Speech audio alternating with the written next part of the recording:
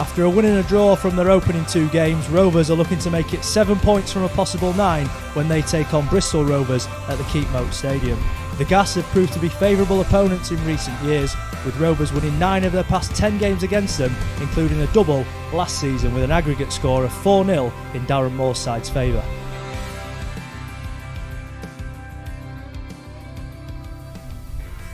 Good afternoon and welcome back to the Keepmoat Stadium, and thank you for joining us once again for our pre-match build-up on the club's YouTube channel. Joining myself and Liam Hoden this afternoon, a very special guest, a man who knows all about getting one over on Bristol Rovers. It's former Rovers captain Graham Lee, here to talk about his heroics in that 2007 Johnson's Paint Trophy final. Graham, just give us a little look back on that and how you look back fondly on it. Oh, one of my biggest highlights in my career, really, and the whole day, the occasion. I think we had pushing 70,000 fans in this. Back on the anniversary of the win, and he said it was maybe a trigger point for the success under Sean O'Driscoll. Would you agree with that? Yeah, definitely. The club had some fantastic years prior to that with the promotions under Dave Penny, and then that was just, like you said, the start of the real big push, and the aim was to get the club into the championship, and that kicked on the next season, and they managed to achieve that as well. And the club, I know it's been up and down a little bit since, but it's still in a great place, and I think that was, like you said, a big stepping stone for the start of it all. Of course, you're here for more than one reason today. The club in recent weeks have obviously said that they're going to donate £10 for every home shirt sale between now and Christmas towards your wife's treatment. Just how much does that mean to you and your family? When I spoke to James Coppinger, was the first call he spoke to me, and then I spoke to Sean. I can't believe it, to be fair. It's the gesture and what it means to us as a family, and to my wife. The support keeps us strong, and this gesture from the club is just absolutely amazing, and what it could bring and what it'll help in the following months going forward from that will be absolutely amazing for us. So we can't thank everyone, the club and the fans and everyone who's bought a shirt, can't thank them enough. It's obviously difficult financial times for everybody in the world at present, but just how much will that little help? It's massive. It's at the moment the alternative treatment we're getting from my wife is pushing £5,000 a month. So we've been doing that since last Christmas. We were fortunate if we had some crowdfunding prior to the year, getting ready for if we had to get to this stage, and we have. And it's, like I said, for anyone, £5,000 a month is a hell of a lot, and we've been very blessed with the support we've had so far. And this could just you could be talking another good few months worth of treatment for my wife, which is what we need desperately. So massive thanks. Does it show how much of a family club Rovers is as well? Honestly, you look back in your time in your career, and I went from Bellevue to the stadium, and it kept that family feel, and that's from what the gesture they've given now. It just shows what the club meant to me, and the club I mean to the club, and to do that is, honestly, it's amazing. Liam, as a reporter looking in, how do you look at what Rovers have done for Graham and his family, and how that's been sort of reacted to by supporters? I think it's a wonderful gesture, and I spoke to Graham myself earlier in the year. I know how much that'll help the family, but again, you touched on it, shows what sort of family club Rovers are. They're always looking to help people and help people in the community, and the community that they've created as a club as well, with players past as well. So fantastic gesture. The game against Bristol Rovers this afternoon, of course, is what Graham's here for. You can watch the full 90 minutes of the game against Bristol Rovers this afternoon by purchasing an iFollow Rovers Match Pass. £10 that is, to watch live and exclusive commentary of the game from myself and Paul Goodwin. Season ticket holders have already been sent their unique codes to log in to the system this afternoon. For now, let's look back on last weekend's victory against Charlton Athletic, a 3-1 win at the Valley.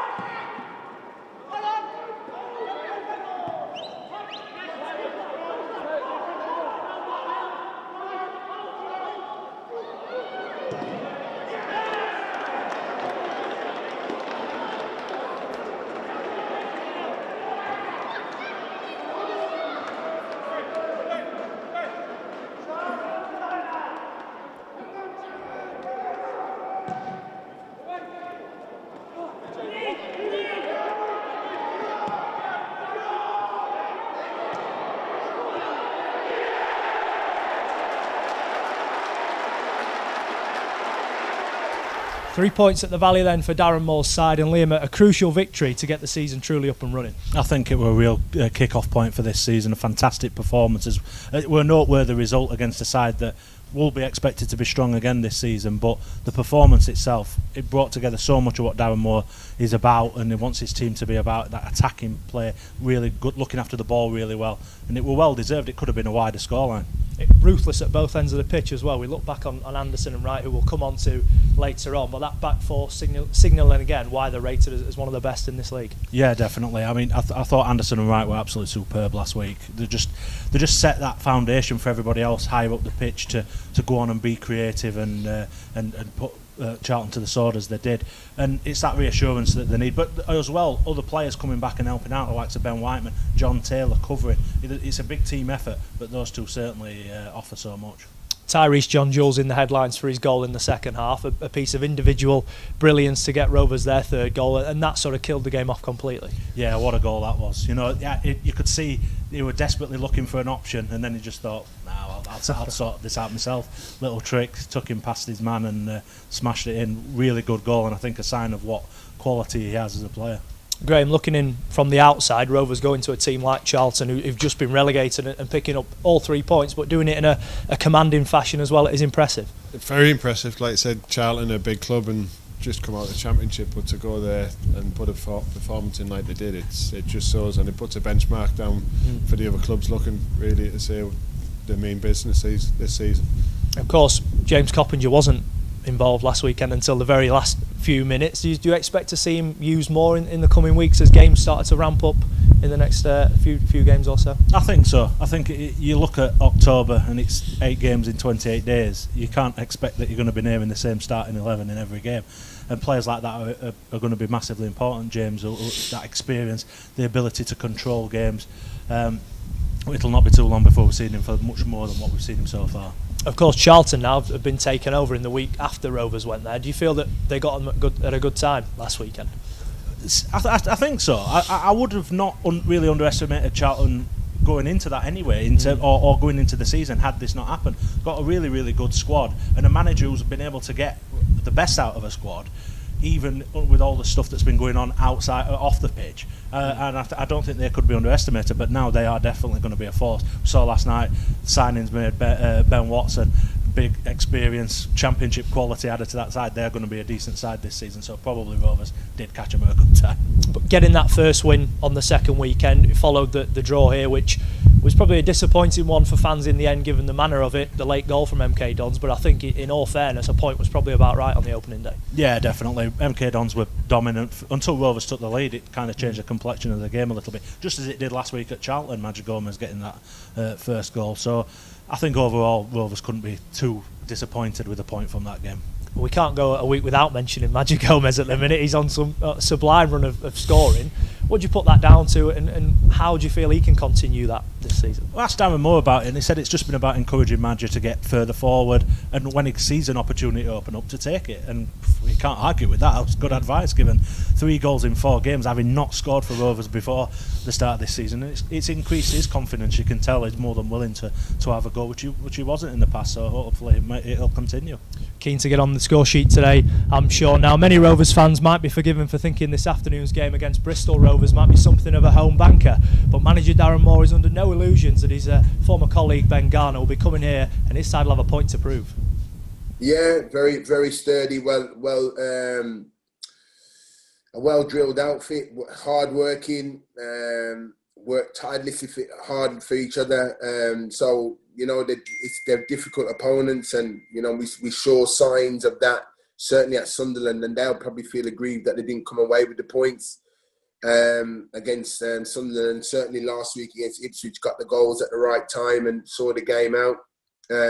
So we know they're difficult opponents. We know in the division you can't take anybody lightly, and it's on to the next one. As I said, you know, our last week's gone out of our heads now. It's on to the next one, and it's trying to fight. And again, this week where we've worked hard, we know we've got another tough game at the end of it. And again, we have to raise our standards again to try and keep our own personal form going. We like I said, we know we've still got work to do. We've done work again this week. We've got more work ahead of us, and we'll get to that work when those days allow us to get to those work. And as I said, we've got another 48 hours before the game, and we'll continue to work and try and put as much in preparation for that game on Saturday.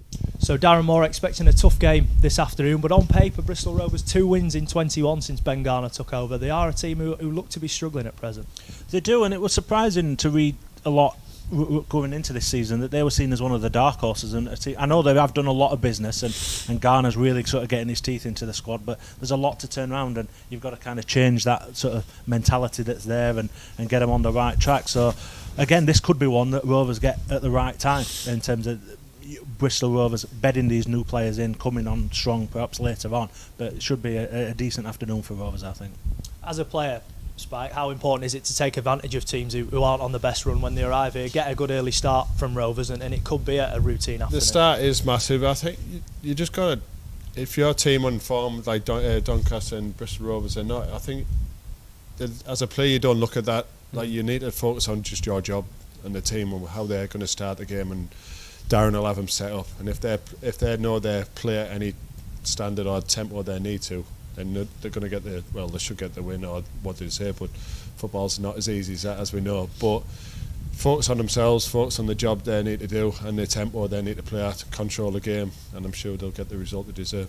Of course, Bristol Rovers were flying last season under Graham Coughlin, and when he left to go to Mansfield, that's when the decline sort of came. It was a big blow, wasn't it? I think they came to the Keepmoat in October last year and were fourth. Rovers beat them on that occasion, and by the time we went there in January, they dropped to sort of mid-table. Yeah, well, a big decline, that big blow for them, really losing Graham Coughlin, and it weren't really able to continue after that. So it does. If they don't get going soon, you look again, and they're going to be down towards that bottom end of the table. If they just can't shake this off, this kind of pattern that they've been in since Coughlin left. They lost Johnson Clark-Harris in the summer. They've replaced him with Brandon Hanlon from Gillingham. How do you assess the goings-on in their business so far this summer? I don't think it's a bad signing. Hanlon's a very capable operator at this level, physical. He can cause a lot of problems. Obviously, losing Johnson Clark-Harris is a big blow, but I think they managed to hold on to him longer than what people would have expected. And then when Peterborough come calling with the money that they had to spend, you're not going to sort of turn that down at this level. Yeah, Peterborough, of course, always big spenders at this level. But in terms of Rovers this afternoon, Spike, as we've already mentioned, a big opportunity to get another win. Going to Wigan next weekend, who are in financial difficulties themselves, all of a sudden you start to look at a pattern may become apparent.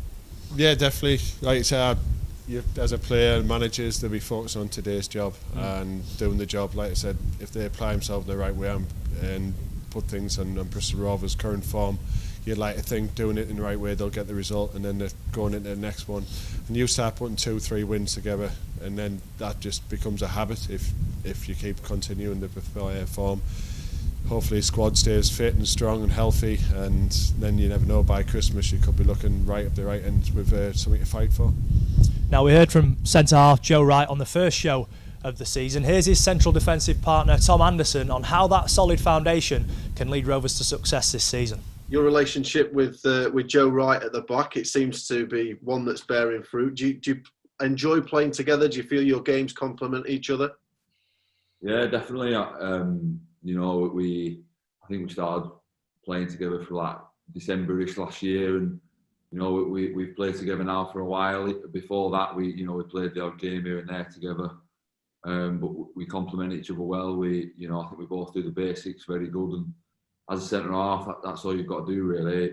You don't want to complicate your game and too much, and you just got to keep it simple and make sure you do the simple things, the basics well. You've got to, like I was saying before, in training, we've got to be the best in training, the best in the league, wherever it is. You've got to strive and aim to be the best. But equally, you know that you can't drop your levels, because two great players to get back this summer in Cameron John and Andy Butler from different perspectives. Yeah, you're spot on, and that you can even revert that back to, in training, two very good players there, and we keep each other going. We know if we drop off one little bit, they'll be straight in, ready to go. So we've got to make sure we keep our standards high, just like everybody has. A tough game, every game's a tough game, but I think they signed quite a few players. So we'll be doing our work just as we always do for each game, but it'll be a tough game and we have to make sure we're ready. Wright and Anderson have started 20 of the last 21 Rovers games at the heart of the Rovers backline. As a former centre-half, how important is that continuity in there? That's massive to get an understanding and a partnership where you understand each other's game is massive, and that continuity to be playing week in, week out, for a manager having them two at the back for you, and and they're fit and strong.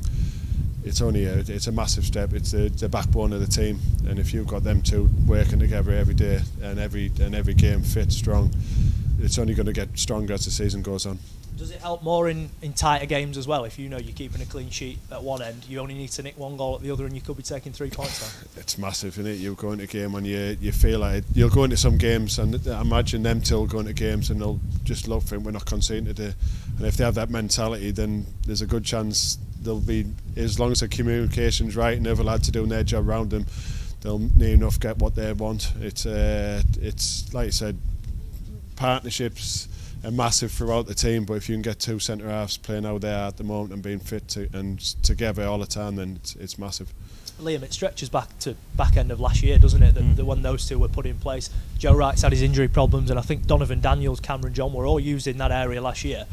But as soon as these two have been fit and able to play week in, week out, there's not been any room for manoeuvre in there. I think it showed in that period, sort of back end, like November, December last year, when Joe Wright was fit.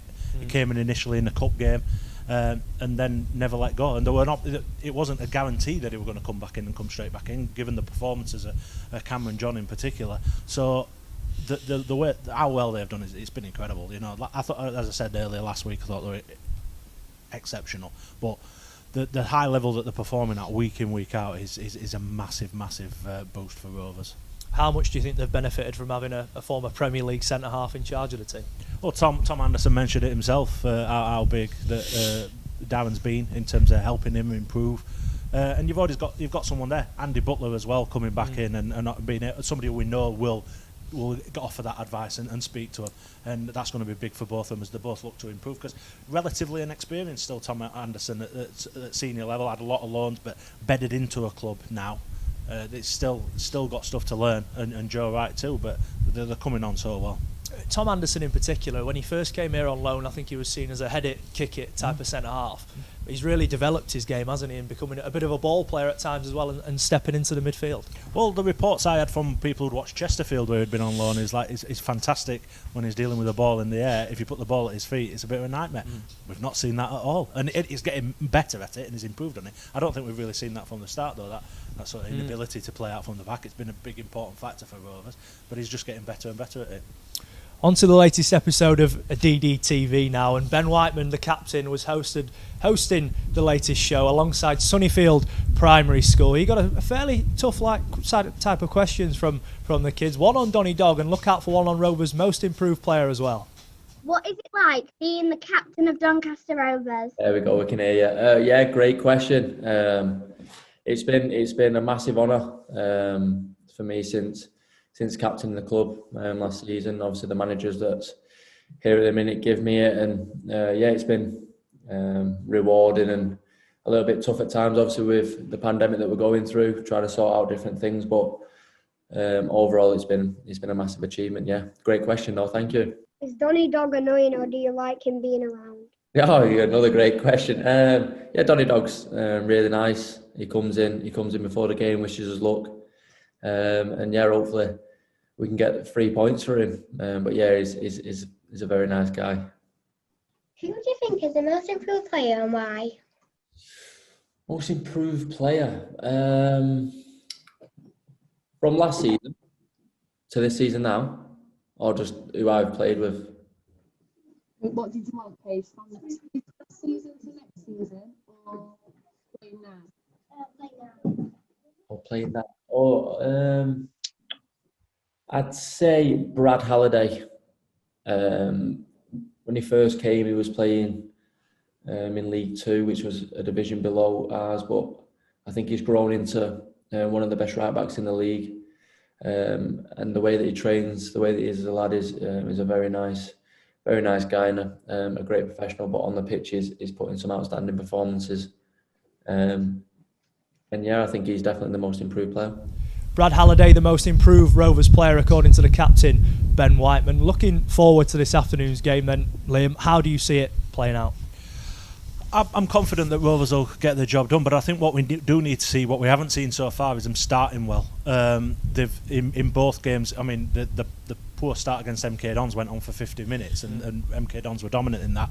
Charlton started the better, and again the goal changed the complexion. It came a lot earlier, though, 20 odd minutes. You'd like to see Rovers, particularly given what we've said about Bristol Rovers in terms of their being sort of low on confidence potentially and trying to get out of that losing habit, that Rovers start well, take the game to them, get in front early, and then it should be a relatively comfortable afternoon. Yeah, you don't want those sticky starts to start becoming more and more often, do you? Because eventually you're going to come up against a team who take their chances early on, and all of a sudden you're out of sight. They've been fortunate, Rovers, that neither side managed to go in front in that period. Be it MK Dons or Charlton, both had good chances to do it.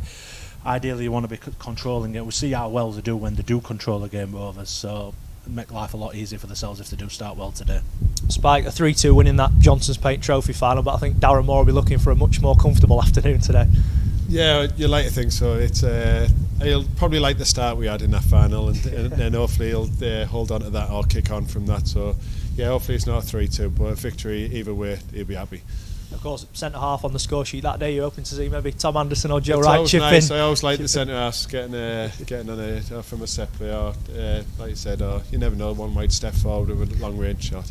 When you talk about Brad Alder, I had him under 23s at Middlesbrough. He's a great lad, and he nothing but improved all the way through his time. He was midfielder when we first had him, and then we moved him to right back, and he's just kicked on from there. So I'm glad he's doing well. Liam, Graham, thank you for joining us. Thank you to you at home for watching as well. Head over to I Follow Rovers now, live and exclusive commentary. It's Rovers against Bristol Rovers from 3 p.m.